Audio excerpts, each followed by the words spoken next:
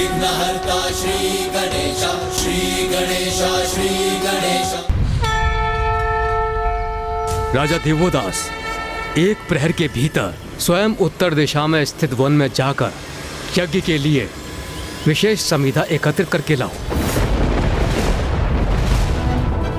ये तो बहुत ही कठिन परीक्षा है। एक प्रहर के भीतर राजा दिवोदास इतनी सारी समिधा एकाकी कैसे ला पाएंगे?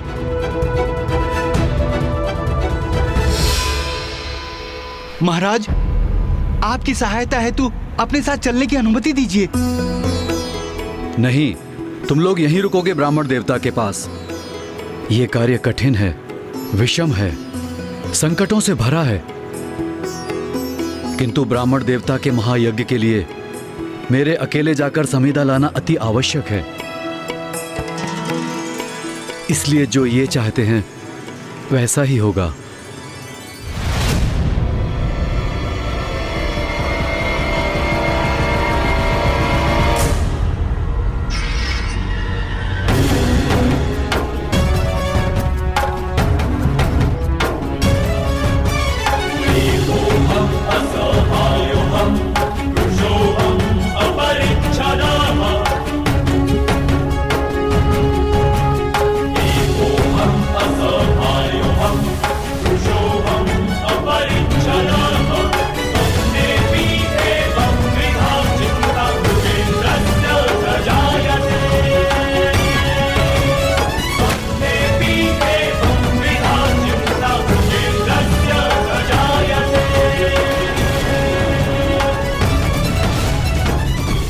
राजा दिवोदास तो ब्रह्मदेव के प्रत्येक आदेश का बड़ी निष्ठा और समर्पण से पालन कर रहे हैं।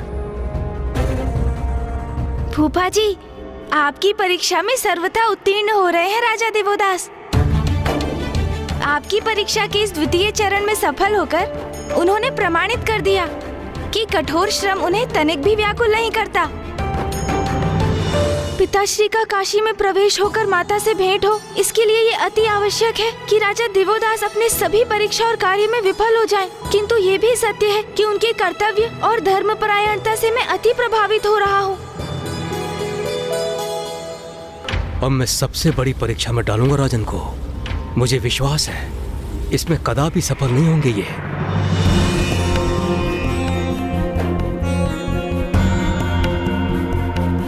महाराज दिवोदास, ये सब तो सरल कार्य थे, किंतु अब यज्ञ के लिए जो वस्तुएं चाहिए वो अत्यंत ही महत्वपूर्ण है।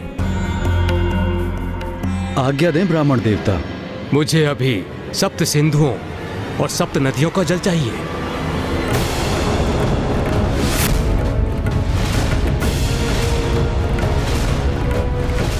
उत्तम, अति उत्तम। ब्रह्मदेव ने तो वो मांग लिया जो राजा दिवोदास के लिए प्रस्तुत करना असंभव है। वर्षों बीत जाएंगे उन्हें सप्त सिंधुओं एवं सप्त नदियों का जल प्राप्त करने में, लेकिन ब्रह्मदेव ने तो वो अभी लाने को कहा है।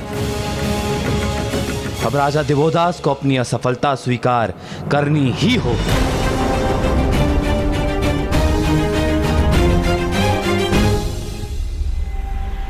लगता है मेरे द्वारा सौंपे गए कार्य ने राजा दिवोदास को विचलित कर दिया है।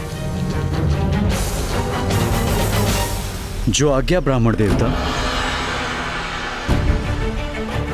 मैं काशी नरेश देवोदास सप्त सिंधु और सप्त नदियों का आवाहन करता हूं। यदि धर्म के प्रति मेरी निष्ठा सत्य है तो आप सभी यहां आकर जल प्रदान करने की कृपा कीजिए।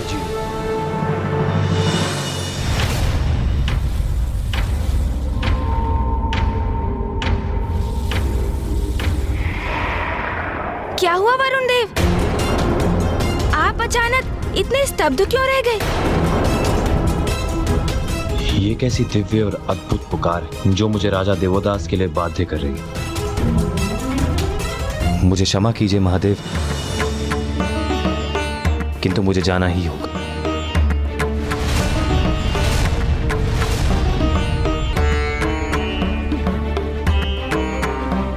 वरुण देव,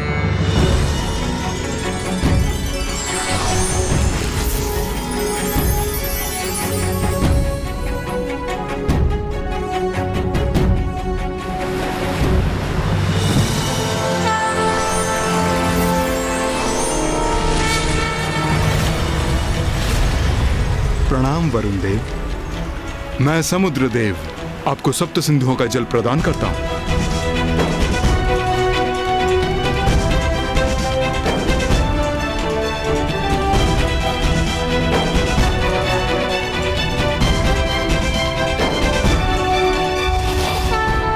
महाराज देवोदास,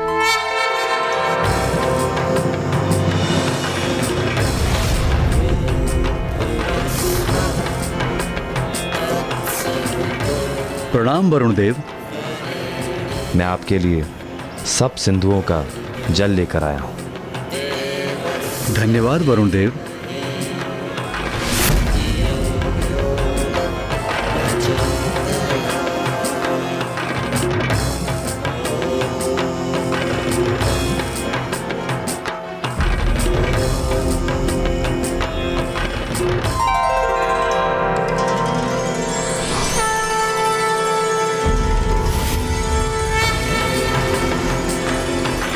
प्रणाम माँ गंगा।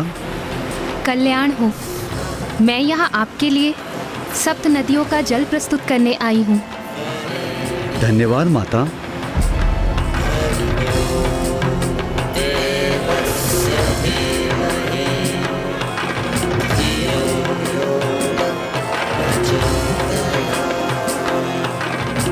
मैं कृतार्थ हुआ वरुण देव। माता,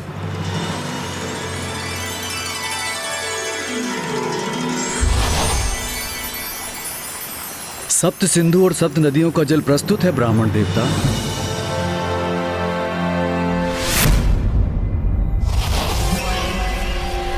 क्या हुआ वरुण देव, आप ये काशी क्यों प्रस्थान कर गए थे? प्रतीत होता है राजा दिवोदास की सहायता करने के लिए कुछ अत्याधिक ही आतुर थे आप। इंद्रदेव, मैं स्वयं चकित हूँ इससे। ज्ञात नहीं मुझे ऐसा क्या हो गया कि मैं स्वयं पर नियंत्रण ही नहीं रख सका। यही तो विशेषता है राजा दिवोदास की भक्ति की। वो अपने धर्म और कर्तव्य के प्रति इतने आस्थावान हैं कि उन्होंने वरुण देव को भी उनकी प्रार्थना की पुकार सुनने के लिए विवश कर दिया। अपने इस तृतीय कार्य को भी सफलतापूर्वक संपन्न कर अपने धर्म की शक्ति से राजा दिवोदास ने वो कर दिखाया जो सर्वथा असंभव था, अर्थात उन्होंने एक विशेष चमत्कार ही कर दिया। इसलिए हमने ये मानकर कि इतनी कठिन परीक्षा में राजा दिवोदास सफल नहीं होंगे, ये आंकने में हम सभी ने शीघ्रता कर दी।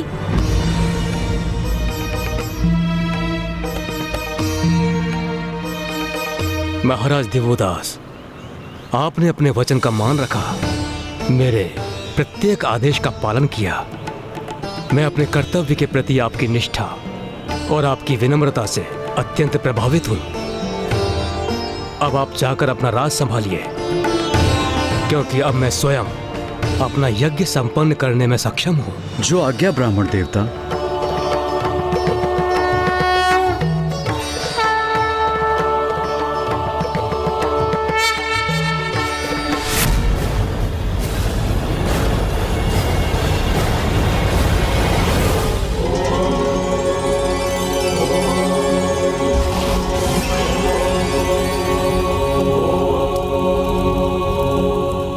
ये क्या? ब्रह्मदेव ने तो काशी में अपना महायज्ञ ही आरंभ कर दिया। अब वो राजा दिवोदास में कोई दोष कैसे ढूंढेंगे? सत्य तो साक्षात आपके समक्ष है वायुदेव। स्पष्ट है फूफा जी भी राजा दिवोदास में और उनके राज में कोई त्रुटि नहीं ढूंढ सके। और ब्रह्मदेव तो पूर्ण तन्मयता से यज्ञ में लीन है। अब तो ये यज्ञ पूर्ण होने के उपरांत ही लौटेंगे। किंतु जो समस्या अभी भी हमारे समक्ष है, उनका क्या होगा? कैसी विडंबना है ये। उधर ऋषि जगस्वी महादेव के बिना मरणासन अवस्था में है और इधर आदि शक्ति और महादेव एक दूसरे से विलग होकर पीड़ा में है, जो अब भी भेंट होने की प्रतीक्षा में है।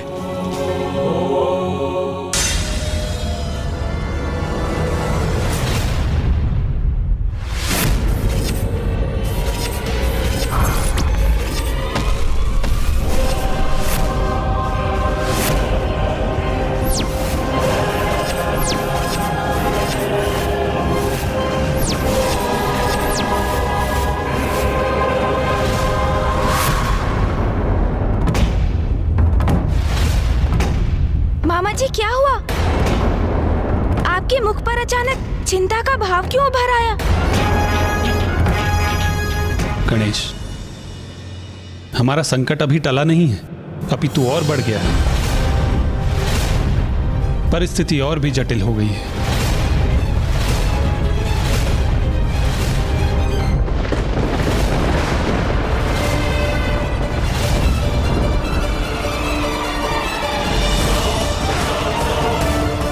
ये स्वर्ग के वातावरण में परिवर्तन कैसा?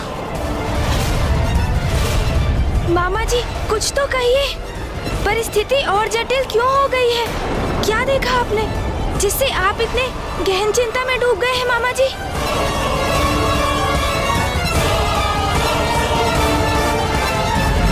दुर्गमासुर, दुर्गमासुर, दुर्गमासुर। दुर्गमासुर? दुर्गमासुर।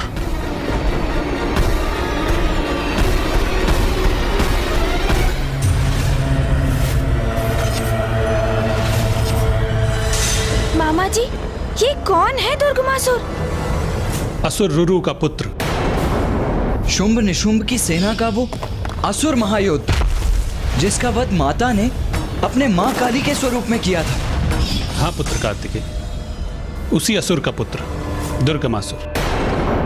दुर्गमासुर ब्रह्मदेव का बहुत बड़ा भक्त है और अब वो स्वर्ग की ओर आ रहा है अपनी पूर्ण सेना के साथ।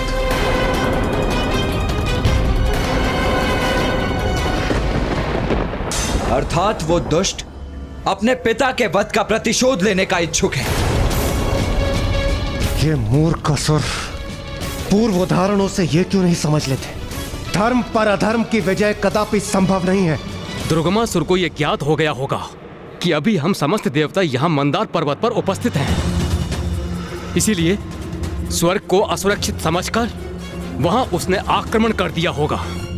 यह दुर्गमासुर जो भी हो, किंतु यदि उसे यह भ्रम है कि उसका स्वर्ग पहुंचकर उसका प्रतिशोध लेना इतना सहज है, तो मैं अभी वहां जाकर उसका वध करके उसका यह भ्रम ही खंडित कर देता हूं।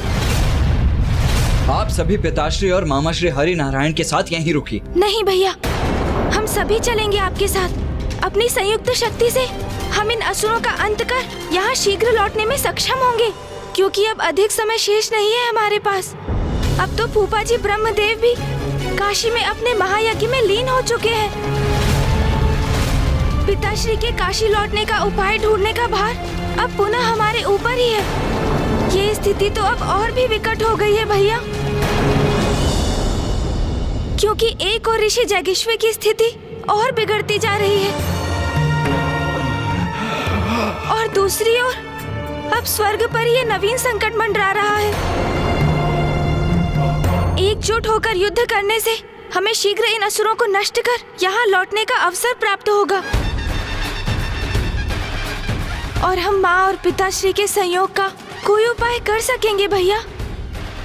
उचित है गणेश। मामा जी, आप यहीं पिताश्री के साथ रुकिए। हम वहां जाकर उस दुर्गमासुर और उसकी सेना से शीघ्र निपट कर लौटेंगे। प्रणाम महादेव।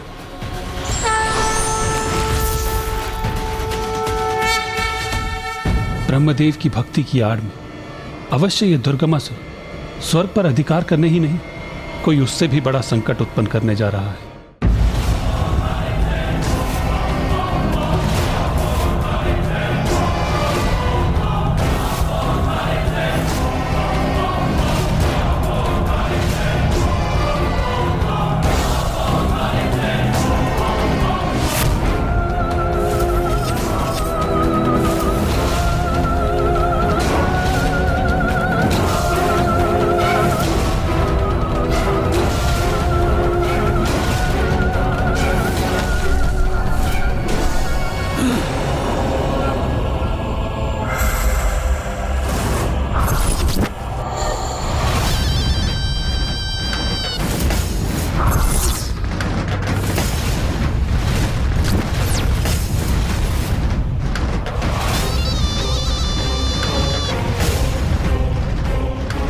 स्वर्ग,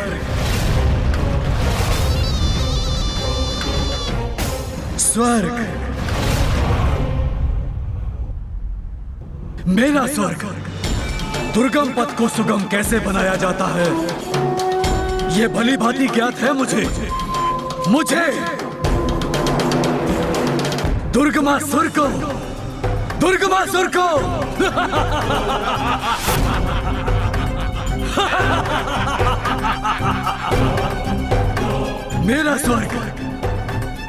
मेरा स्वर्ग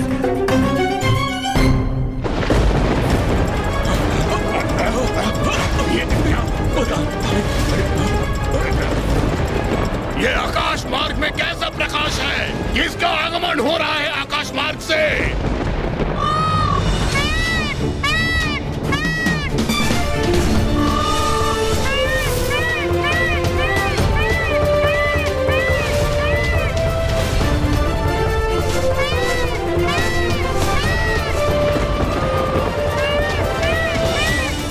दुष्ट असुरों, यहाँ तक पहुंचकर तुमने अपनी मृत्यु को आमंत्रित किया है। अब मैं तुम सभी को स्वर्ग नहीं यमलोक की यात्रा पर भेजूंगा।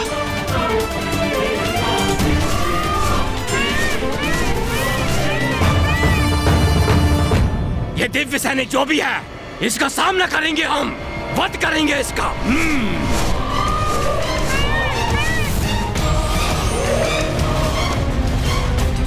दुष्ट असुरों, अब तैयार हो जाओ अपने काल से भेंट करने के लिए।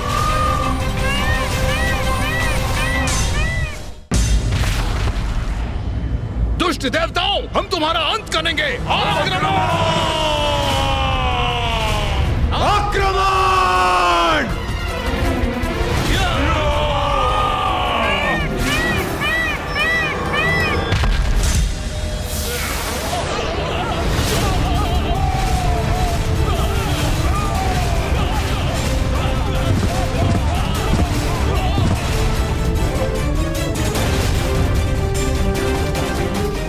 बहुत समय से अपने युद्ध कौशल का प्रदर्शन करने के लिए आतुर हो रहा था मैं।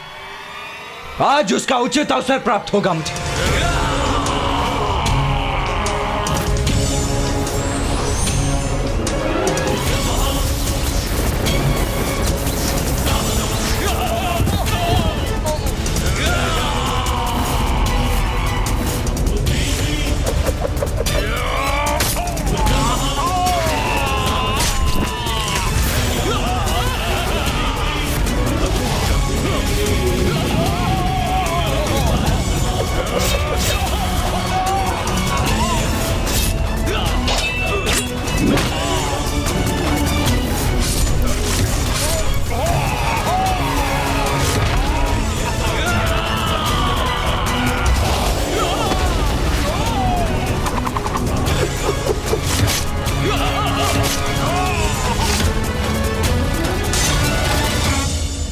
अनुज, गणेश कहाँ रह गया?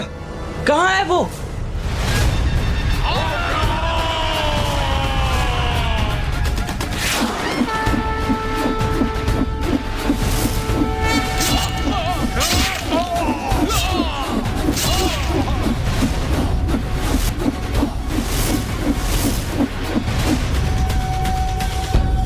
मैं यही हूँ भैया।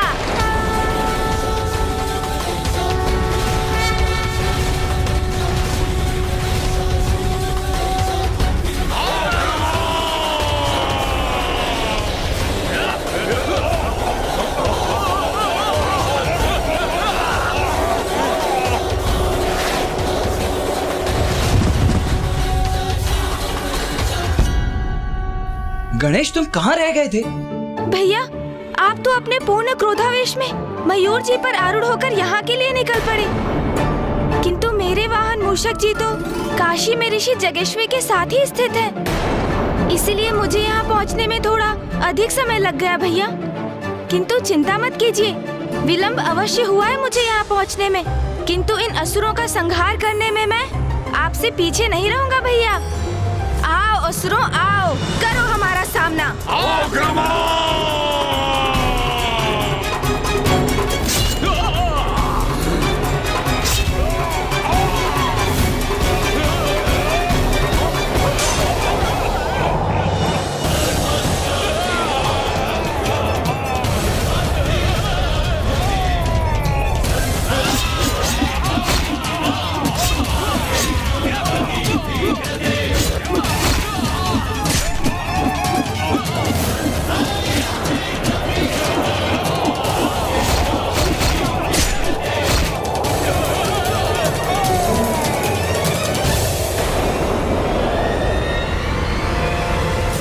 भैया, दुर्गमासुर अभी दिखाई दिया मुझे। इंद्रदेव के राजभवन की ओर बढ़ रहा है वो। हमें शीघ्र वहां पहुंचकर उसे रोकना चाहिए भैया। गणेश जी, कुमार कार्तिकेय, आप उस असुर को रोकिए। उसकी ससुर सेना से हम देवता ही निपट लेंगे। हाँ इंद्रदेव, उचित है। दुर्गमासुर! दुर्गमासुर! दुर्गमासुर!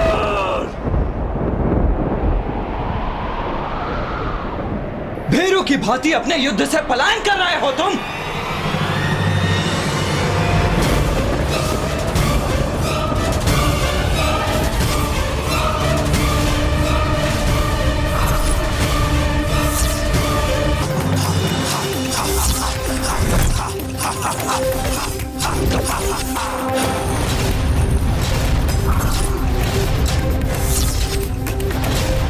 भीरू! भीरू!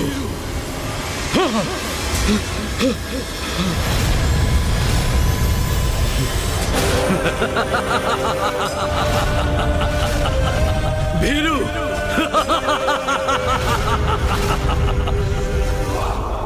क्या तुम्हें ज्ञात भी है कि मैं कौन हूं? मैं महायोद्धा रूरू पुत्र दुर्गमासुर हूं मैं। दुर्गमासुर! तुम्हारा परिचय ज्ञात है हमें, और ये भी ज्ञात है कि तुम यहाँ अपने पिता के वध का प्रतिशोध लेने आए हो। किंतु ये सब व्यर्थ है दुर्गमासुर, क्योंकि बुरे का अंत तो बुरा ही होता है। इसे हमारी चेतावनी समझो और अपनी शेष सेना सहित लौट जाओ यहाँ से।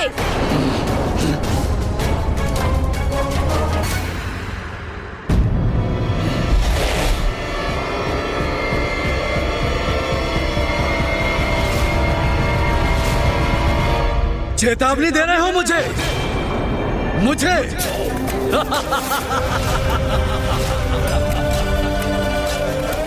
यदि मैं तुम्हारी चेतावनी पर ध्यान न दूं तो?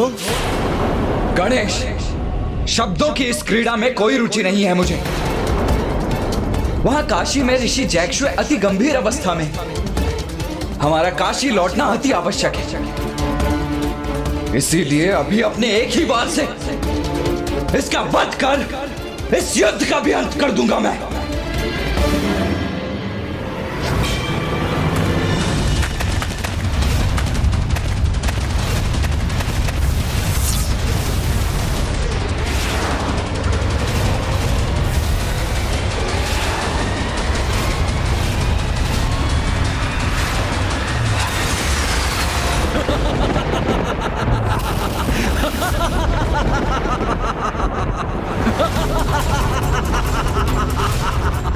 मेरा घातक प्रहार भी इस पर अप्रभावी कैसे?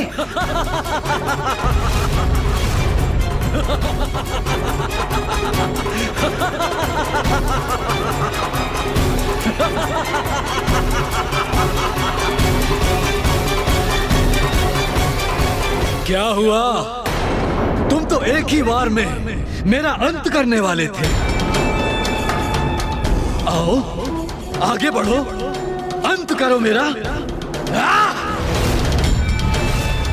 क्या ये भ्रांति थी तुम्हारी कि एक असुर महायोद्धा दुर्गमासुर का अंत इतना सरल होगा? अंत करो मेरा, प्रयास करो, आगे बढ़ो। किंतु मुझे ढूंढ तो लो, ढूंढो ना, ढूंढो, ढूंढो, ढूंढो ना। वास्तविक दुर्गमासुर का संधान तो कर लो, कर लो। ढूंढो, ढूंढो, दुर्गमासुर को ढूंढो। या!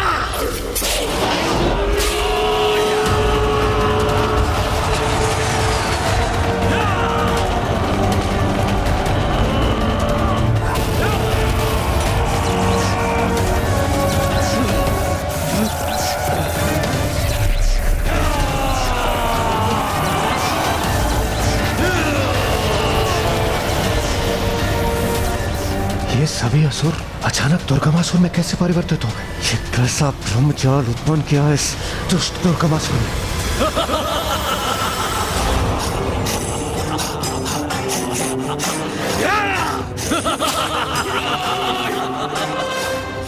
यदि मैं यहाँ हूँ तो अपनी इच्छा पूर्ण करो, अंत करो, मेरा प्रयास करो, किंतु इन सहस्रों दुर्गमासुर में से मैं कौन हूँ ये तो ढूंढो।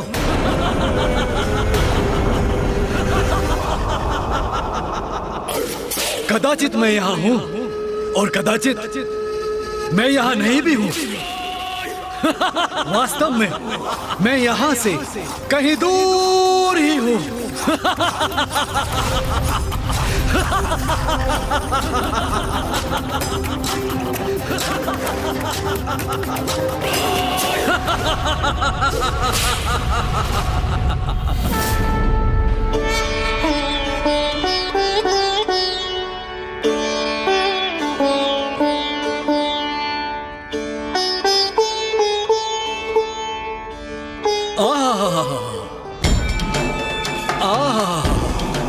कौन हो तुम और यहाँ क्यों आए हो?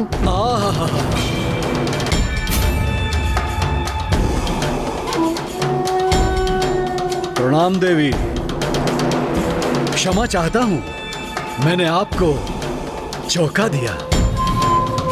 मैं दुर्गमासुर हूँ, दुर्गमासुर हूँ। एक असुर यहाँ ब्रह्मलोक में? नाना देवी, चिंता मत कीजिए, मैं यहाँ ब्रह्मलोक में कोई उपद्रव मचाने नहीं आया। मैं तो अपने आराध्य का, अपने ब्रह्मदेव का बहुत बड़ा भक्त हूँ। उनका तप किया है मैंने और मेरे तप से प्रसन्न होकर ब्रह्मदेव ने मुझे वरदान भी दिया है। बहुत समय से अपने आराध्य के दर्शन के लिए मन व्याकुल था, इसलिए इसी आशय से मैं यहाँ आ रहा था, किंतु मार्ग में आपकी वीणा का दिव्य संगीत मेरे कानों में क्या पड़ा। सत्य कहूं देवी तो मेरा मन मंत्र मुग्ध हो गया। किंतु देवी, ब्रह्मदेव दिखाई नहीं दे रहे हैं, उनका स्थान भी रिक्त है। यदि यहाँ नहीं है तो कहाँ है मेरे ब्रह्मदेव? स्वामी इस समय काशी में है वत्स।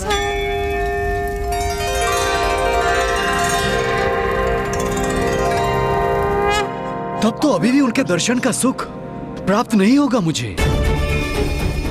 मैं तो उनसे आशीर्वाद प्राप्त करने आया था। प्रभु का आशीर्वाद तो सदैव अपने भक्तों के साथ है पुत्र।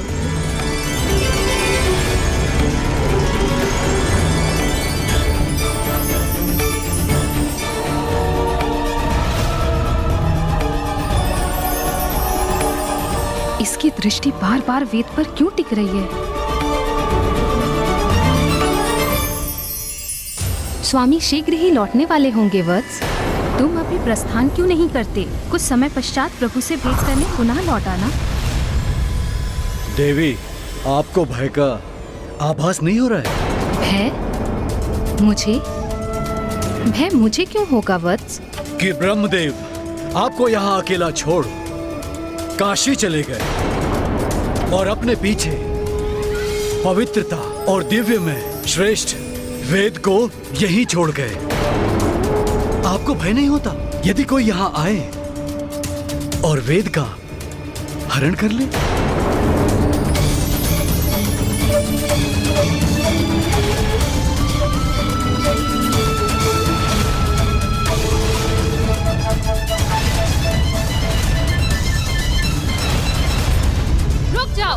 ये तुम क्या कर रहे हो? स्वामी के आसन की ओर क्यों बढ़ रहे हो? देवी, चिंतित ना हो।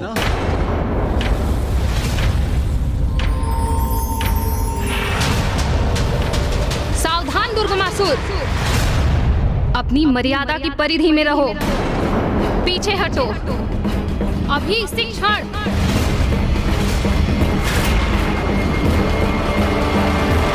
देवी, मैं ब्रह्मदेव का अनन्य भक्त हूँ।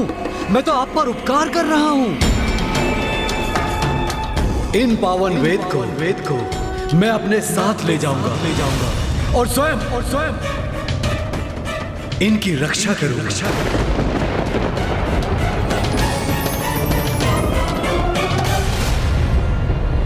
तुम ऐसे नहीं मानोगे। मैं अभी समस्त देवताओं का आह्वान करती हूँ। किनको बुलाएंगी आप देवी? वो सभी तो अपने अपने कार्यों में व्यस्त हैं।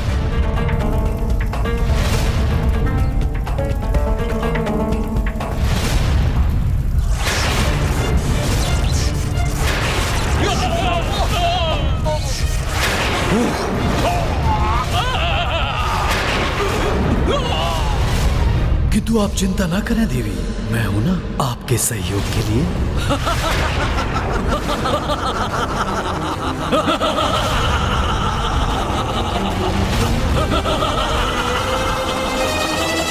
ये क्या? इस मायावी ने तो अपने असंख्य प्रतिरूप उत्पन्न कर मुझे घेर लिया है।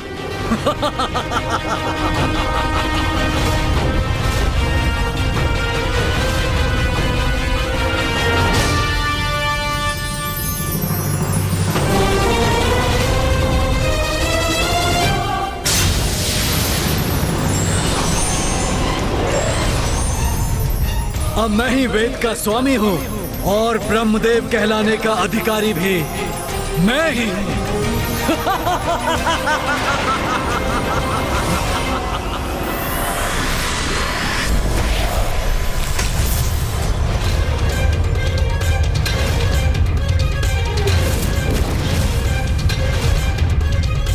नहीं, बहुत बड़ा अनर्थ हो गया।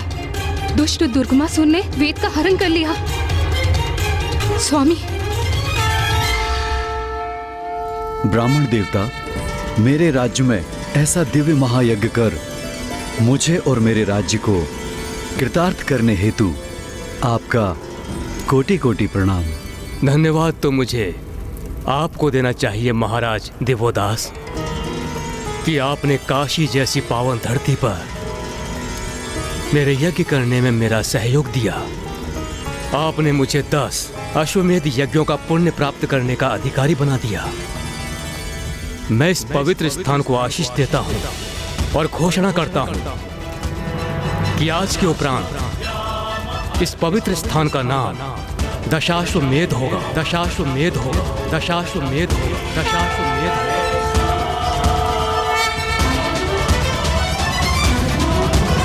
स्वामी, अनर्थ हो गया। स्वामी, स्वामी, अनर्थ हो गया। स्वामी,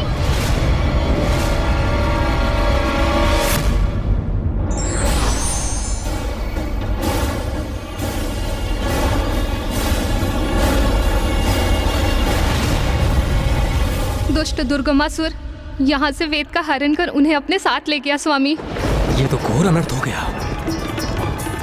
देवी देवताओं और धर्म की शक्तियां, वेद लुप्त हो गए तो यज्ञ नहीं होंगे।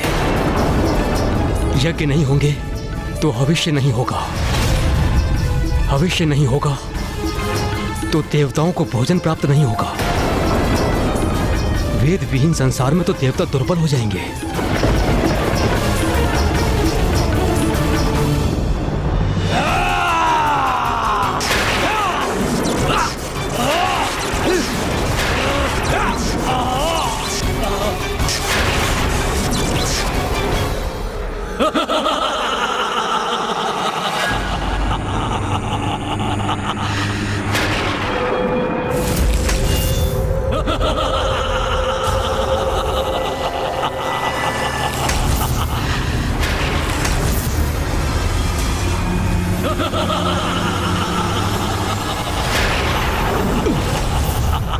क्या हुआ इंद्रदेव? आप आहत तो नहीं हुए ना? गणेश जी, मुझे ज्ञात नहीं, अचानक से मुझे कुछ दुर्बलता का आभास हो रहा है। ये सब क्या हो रहा है यहाँ? ऐसे ज्ञात पड़ता है जैसे हमारी शक्ति क्षीण पड़ती जा रही है, जैसे हम अपनी शक्तियों से रिक्त होते जा रहे हैं।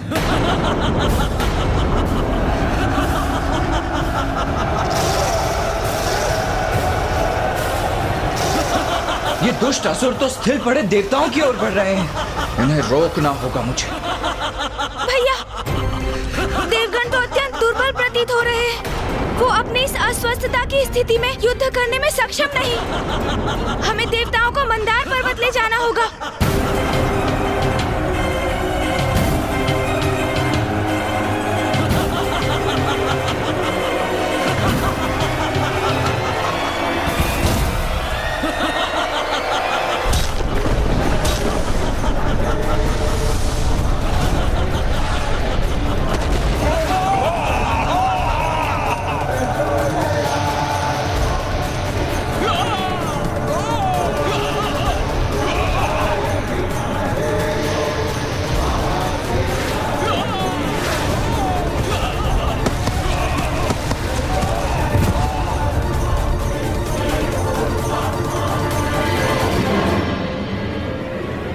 वास्तविक दुर्गमासुर कहाँ है? भैया, यहाँ जो भी हुआ वो दुर्गमासुर की योजना अनुसार ही हुआ। वो हमें यहाँ उलझा कर रखना चाहता था, इसलिए उसने इन सभी असुरों को अपना रूप दिया था, जिससे हम उसे ढूंढने और उसका वध करने हेतु इन सभी से युद्ध करते रहे। किंतु इस समुची अवधि में वो स्वयं उपस्थित नहीं था यहाँ। तुम सर्वथा उचित कह रहे हो गणेश। ये सब तो दुर्गमासुर का छल ही था। किंतु यदि वो स्वर्ग पर अपना अधिकार स्थापित नहीं करना चाहता था, तो वो यहाँ आया ही क्यों था? वो चाहता क्या था? कुछ ऐसा जो स्वर्ग से भी अधिक महत्वपूर्ण है। हाँ, स्वर्ग से भी अधिक महिमामयी है भैया।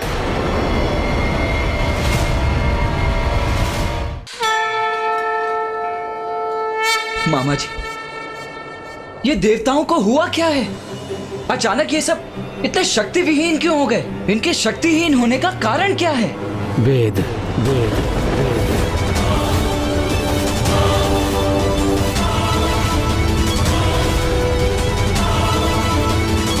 जब मैं काशी में अपने महायज्ञ में व्यस्त था तो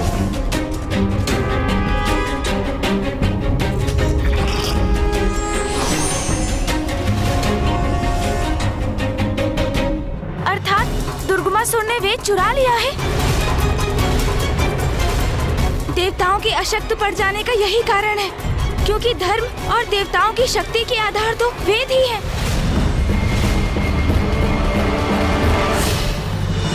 तुम उचित कह रहे हो गणेश। वास्तव में दुर्गमासुर तो स्वर्ग में कभी था ही नहीं। वो हमें युद्ध में उलझाकर स्वयं ब्रह्मलोक चला गया। हाँ भैया, बहुत धूर्त और कपटी असुर है ये दुर्गमासुर। भैया, हमें उसे शीघ्र ढूंढकर वेद को उनके उचित स्थान पर लौटाना होगा और उस दुष्ट दुर्गमासुर का अंत करना होगा। पुत्र गणेश, पुत्र कार्तिकेय, दुर्गमासुर का अंत इतना सहज नहीं। सहज नहीं है उसका अंत? किंतु क्यों फूफा जी?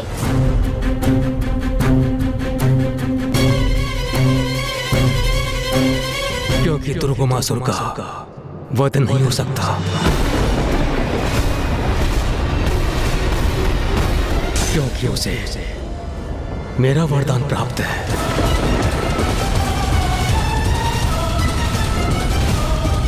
दुर्गमासुर मेरा परम भक्त है। उसने मेरी कठोर तपस्या कर मेरे दर्शन प्राप्त किए हैं। आंखें खोलो वत्स। प्रणाम प्रभु। मैं तुम्हारी तपस्या से प्रसन्न हुआ। कहो, क्या वरदान चाहते हो? ब्रह्मदेव, आप मुझे अमृत का वरदान तो नहीं देंगे, ये ज्ञात है मुझे। इसलिए आप मुझे ये वरदान दीजिए कि मेरी मृत्यु एक स्त्री के हाथों से ही हो, किंतु वो ऐसी स्त्री हो जिसने वर्षों तक अपनी पलकें न झपकाई। जैसी तुम्हारी इच्छा वत्स। तथास्तु तथास्तु। ब्रह्मदेव, धन्यवाद।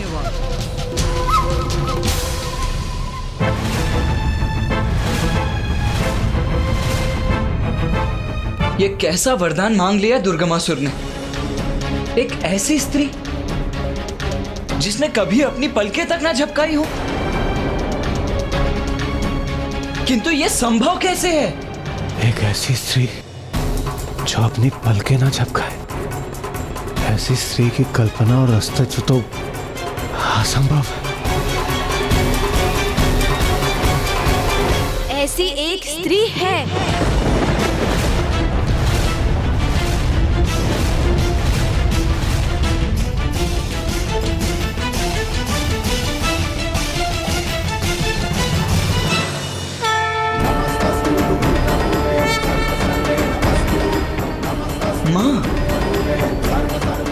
हाँ भैया, माँ ही दुर्गमासुर का वध कर सकती है। किंतु क्या गणेश?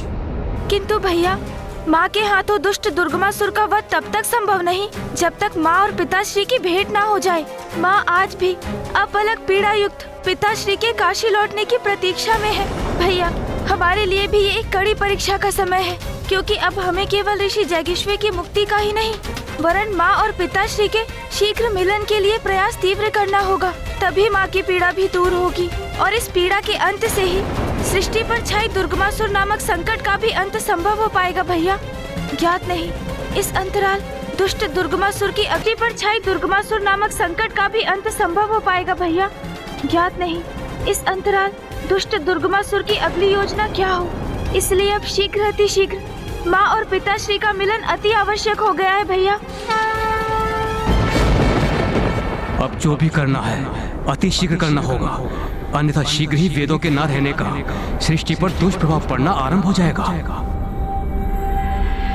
वेद विहीन होकर संसार मंत्रोच्चारण भूल जाएगा। पूजा पाठ, यज्ञ आदि की धार्मिक क्रियाएं थम जाएंगी। मनुष्य धर्म पथ से भटक जाएगा। निरंतर हराश होगा देवताओं की शक्ति में। दुराचार, अनाचार, अज्ञानता, अन्य आसुरी आचरण में वृद्धि होगी। देवता बलहीन होने के कारण अच्छाई की रक्षा करने में असमर्थ होंगे। इसीलिए समस्त संसार में अधर्म रूपी बुराई का ही बोलबाला होगा। और दुर्बलता के कारण सभी देवगण अपना अपना दायित्व निभाने में असमर्थ होंगे। देवराज इंद्र का वर्षा और बवंडर से नियंत्रण खो जाएगा। अग्नि, वायु और जल तीनों तत्वों से अपना नियंत्रण खो देंगे। सभी देवताओं की शक्तियां निरंतर क्षीण होती जाएंगी। सृष्टि संकट में आ जाएगी। अब क्या हुआ भूपा जी? जिनकी पवित्रता अक्षुण है, संसार का समस्त ज्ञान जिनमें समाहित है, वो वेद की देवी अब एक असुर दुर्गमासुर के वश में है। ये विचार मुझे अत्यंत व्याकुल कर रहा है।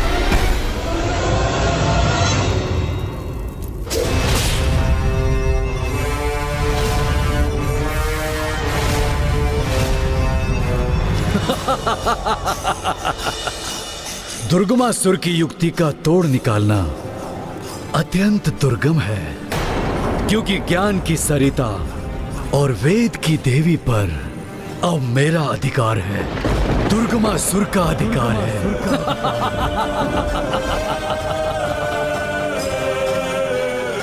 अब इन्हें ऐसे स्थान पर स्थित करूंगा जहां हम असुरों के सिवाय किसी का भी पहुंचना कठिन है।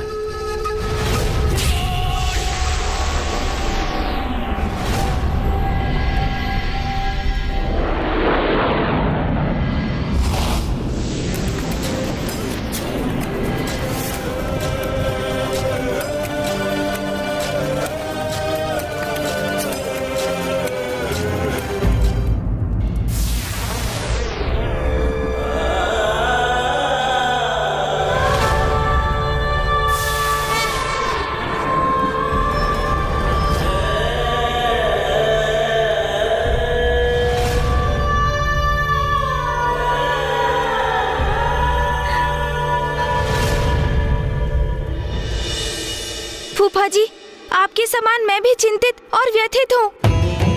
वेद माता का हरण कर ले गया दुष्ट दुर्गमासुर।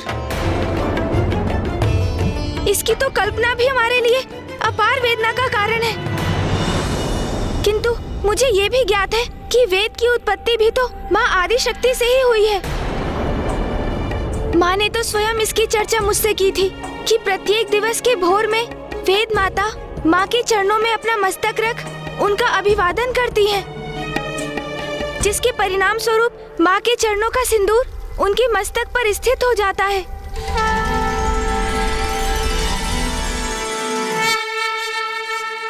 अवश्य वेद माता भी अपनी सुरक्षा के लिए माँ से गुहार कर रही होंगी। माता, इस सृष्टि की रक्षा के लिए मुझे इस असुर से मुक्त कराइए माता।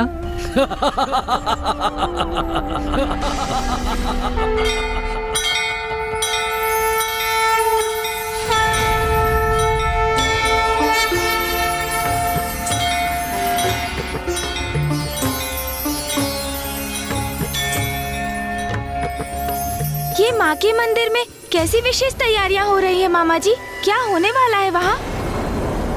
हाँ पुत्र गणेश, कल से नवरात्रि की तिथियां आरंभ है। देवी आदिशक्ति के मंदिर में उसी की तैयारियां चल रही हैं। कल से देवी आदिशक्ति के सभी भक्त नवरात्रों की पूजा और व्रत आरंभ करेंगे। समय का चक्र भी कितनी तीव्र गति से बढ़ता जाता है ना। मुझे तो आभास भी नहीं हुआ कि नवरात्रि का समय आ गया है। मुझे तो ऐसा प्रतीत हो रहा है कि माँ इन पावन तिथियों की सूचना देकर हमें भी अवश्य हमारे समाधान की ओर प्रेरित कर रही हैं। तुमने उचित कहा कुमार कार्तिकेय। नवरात्रि के व्रत रखने से देवी आदिशक्ति प्रसन्न होकर अपने सभी भक्तों के कष्ट हरती हैं।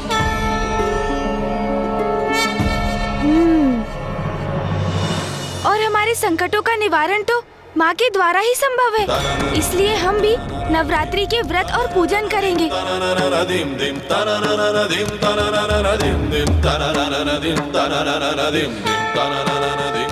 वो दुष्ट दुर्गमासुर वेद माता का हरण कर पवित्र वेदों को अपने साथ ले गया है और फूफा जी के वरदान के कारण एकमात्र माँ ही उस दुष्ट का वध करने में सक्षम है। इसलिए अब तो माँ ही हमारे संकटों से मुक्ति दिलाने का मार्ग प्रशस्त करेंगी। गणेश, तुम उचित कह रहे हो, किंतु उसके पूर्व हमें राजा दिवोदास से पार पाकर पिताश्री को काशी लौटाने का कोई उपाय तो करना होगा ना। तभी तो माँ उस दुर्गमासुर का वध करने के लिए प्रेरित होंगी। दुर्गमासुर का वध तो माँ और पिताश्री के मिलन के पश्चात ही संभव हो सकता है। किंतु माँ की कृपा से मुझे काशी नरेश को उनके राजपद से विभक्त करने का मार्ग सूझ गया है, और जिसके लिए अब हमें अविलंब काशी जाना होगा।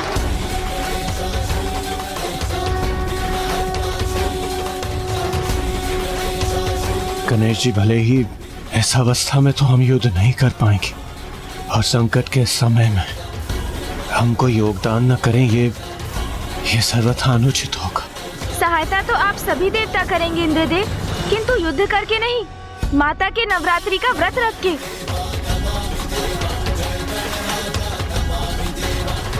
और आप सभी ये व्रत यहाँ मंदार पर्वत पर रहकर ही करेंगे।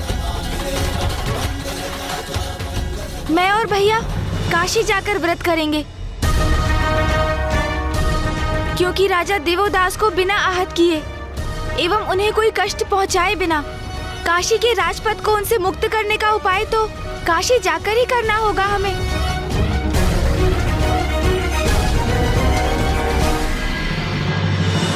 कितना बड़ा और दुर्भाग्यपूर्ण परिवर्तन आ गया है तुम्हारे वैभव में। वहाँ ब्रह्मलोक में सदा उजले तारों से घिरी रहती थी, ब्रह्मदेव की देखरेख में। उनके निकट दिव्य कमल पर स्थित रहती थी वेद की देवी। किंतु अब तो यहाँ इस गहन अंधकार में घिरी हुई हो, जहाँ तुम्हारा ये सिंहासन एक काले और कलुषित कमल पर स्थित है। यहाँ तो मेरे लिए श्वास लेना भी कठिन हो रहा है।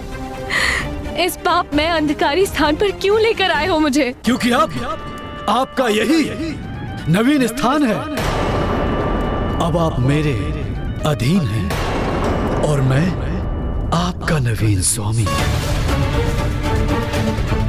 बड़े मूर्ख हैं ये देवता, जिन्हें मेरे वास्तविक आशय का भान भी नहीं हुआ।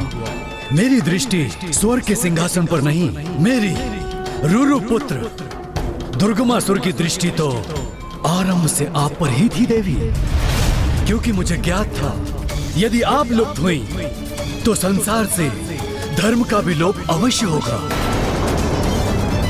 और फिर संसार में पाप और अनाचार का विस्तार होगा। देवता दुर्बल होंगे और असुरों की शक्ति बढ़ेगी। मैं रुरु पुत्र दुर्गमासुर सृष्टि पर अपना एक छत्र राज्य स्थापित करूंगा। इसलिए इस नवीन स्थिति को स्वीकार कीजिए, क्योंकि अब तो सदा आपको इसी एकांत में ही रहना होगा देवी।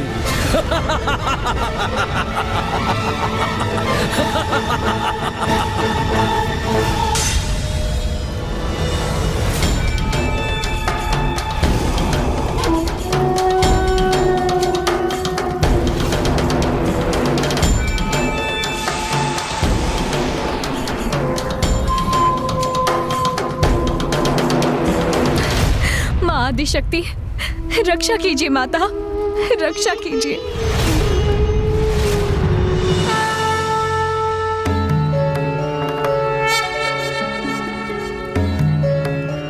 प्रणाम माता। माँ, आपकी अनुमति के बिना तो कुछ भी नहीं होता। ये सभी जो यहाँ घटित हो रहा है, इसमें अवश्य आपकी ही लीला छिपी है माँ।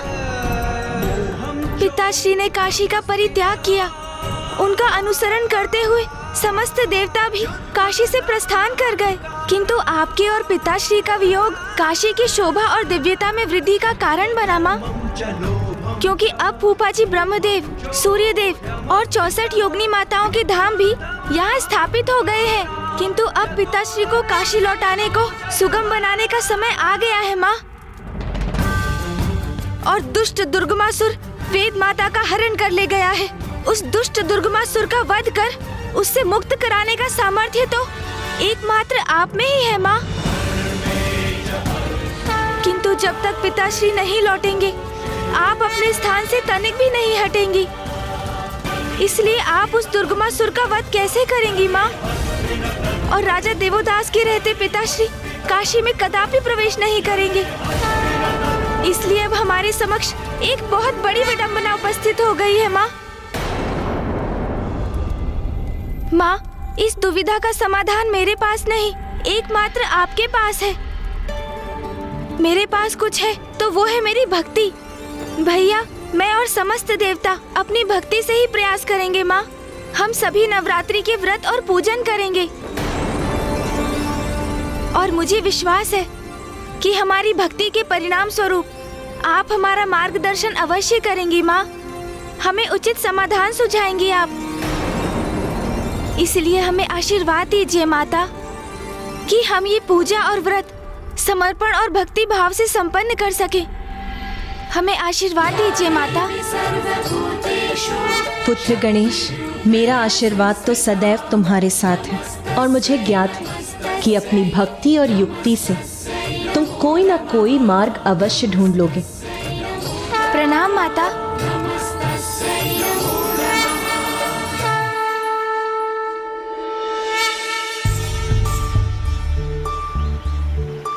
गणेश, क्या तुम इसीलिए काशी आना चाहते थे कि हम अपना व्रत और पूजन यहाँ माँ गंगा के पावन घाट पर कर सकें?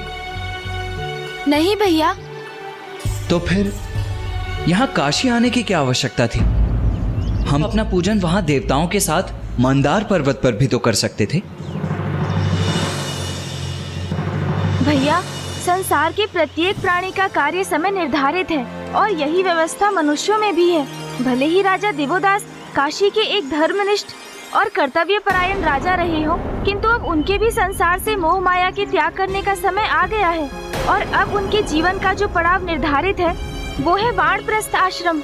यही सत्य है उनके जीवन का और यही बात राजा दिवोदास को समझाना अति आवश्यक है, जिसके लिए हमारा काशी आगमन हुआ भैया। इसलिए हमारी पूजा का उचित स्थान है राजा दिवोदास का राजभवन। काशी नरेश राजा दिवोदास के राजभवन में? किंतु कैसे गणेश? भैया, हमें किसी प्रकार राजा दिवोदास को नवरात्रि के व्रत और पूजन के लिए सहमत करना होगा, क्योंकि माँ की भक्ति में लीन होकर ही तो उन्हें भान होगा कि माँ और पिताश्री एक दूसरे के पूरक हैं। उन्हें एक दूसरे से दूर करने का अर्थ है उन्हें पीड़ा पहुँचाना और सृष्टि में असंतुलन उत्पन्न करना। उचित है गणेश, किंतु गणेश, हम राजा दिवोदास के भवन में जाकर उनसे व्रत और पूजन करने के लिए तो नहीं कह सकते ना? हाँ भैया, यही मैं भी सोच रहा हूँ कि राजा दिवोदास के राजभवन में प्रवेश करने का क्या उपाय है। कृपया इसे स्वीकार कीजिए ऋषिवर, आप भी लीजिए।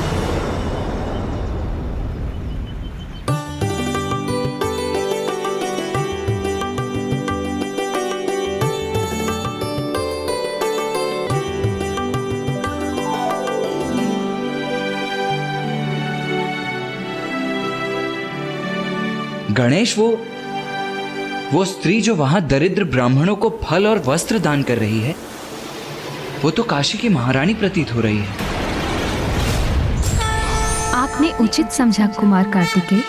वो स्त्री महारानी सरला ही है, राजा देवोदास की पत्नी। अपने पति के समान वो भी बहुत नेक और धार्मिक स्त्री है। इसलिए यदि आप दोनों राजभवन में प्रवेश करने के इच्छुक हैं, तो महारानी सरला के माध्यम से ये अवश्य संभव है। हमें हमारा मार्गदर्शन करने के लिए आपको कोटि कोटि धन्यवाद माता। मैं आप दोनों की जो भी सहायता कर सकती हूँ वो अवश्य करूँगी। बस आप दोनों किसी भी प्रकार महादेव को काशी लौटाने का मार्ग ढूंढिए। महादेव की अनुपस्थिति में काशी अपूर्ण है और हम सभी नहीं, माँ आदिशक्ति भी अत्यंत व्यथित हैं। हमें सफलता का आशीर्वाद दीजिए माता। कल्याण हो।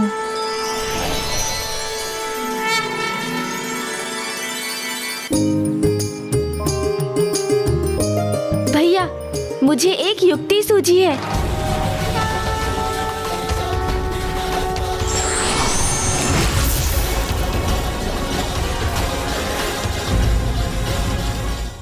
गणेश, ये क्या कर रहे हो तुम? माँ के निर्देश का पालन भैया। बुद्धि और युक्ति का प्रयोग कर रहा हूँ मैं। चलिए, अब आप भी मेरे समान वस्त्र धारण कीजिए।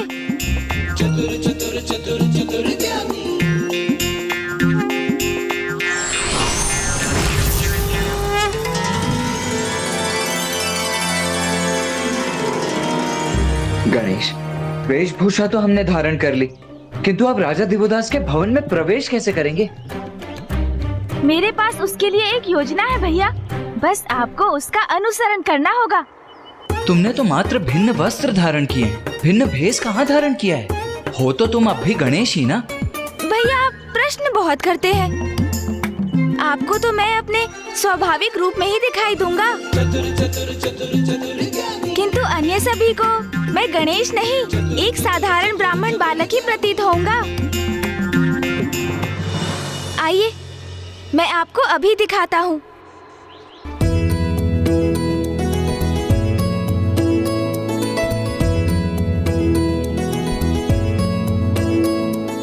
कल्याण हो माता।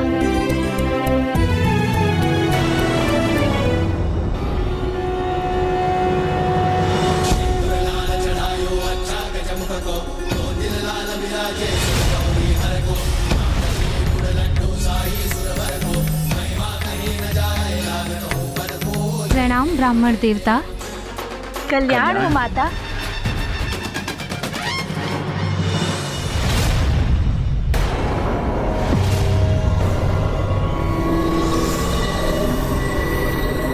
मुझे क्षमा करे ब्राह्मण देवता, अब आपको देने के लिए मेरे पास कुछ भी शेष नहीं। माता, हम आपसे यहाँ पर दक्षिणा प्राप्त करने नहीं आए हैं। हम तो बस यहाँ से निकल रहे थे तो हमारी दृष्टि आप पर पड़ी और हमारे मुख से स्वतः आशीर्वचन निकल पड़े। आप तो अति भाग्यशाली है माता। आपकी मनोकामना पूर्ण हो गई है। मनोकामना? कौन सी मनोकामना प्रभु? बाल्यावस्था में नाग कन्या ने ब्रह्मदेव की प्रार्थना की। प्रभु ब्रह्मदेव, मेरे पिताश्री नागराज वासुकी जी मेरा विवाह किसी योग्य नागपुरुष से करवाने के इच्छुक हैं, किंतु मेरी इच्छा है कि जब मैं उचित आयु में पहुंचूं तो मैं किसी ऐसे पुरुष, किसी ऐसे मनुष्य के साथ विवाह करूं जो धर्मनिष्ठ हो और आपका परम भक्त हो। यदि आपके प्रति मेरी भक्ति सत्य है तो मुझे वरदान दीजिए कि मेरी मनोकामना पूर्ण हो। ब्रह्मदेव ने आपकी प्रार्थना स्वीकार कर ली और आपको वरदान दे दिया। तथास्तु। समय आने पर ब्रह्मदेव के दिए वरदान के अनुसार आपका विवाह राजा देवोदास जी से हो गया। आप तो अद्भुत हैं, ज्योतिष शास्त्र में निपुण हैं। जो घटना बचपन में घटित हुई, जिसे मैंने आज तक किसी से साझा नहीं किया, उसे आपने कितनी सरलता से ज्ञात कर लिया। जो सबसे अज्ञात है उसे भी ज्ञात कर लेते हैं मेरे अनुज भ्राता। ज्योतिष ज्ञान के प्रकांड विद्वान जो हैं। आप जैसे विद्वान के काशी आगमन से काशी धन्य हुई, किंतु आपका उचित सम्मान तो मैं राजभवन में ही कर सकती हूँ। आप हमारे साथ चले विप्रवर, मेरे पतिदेव को भी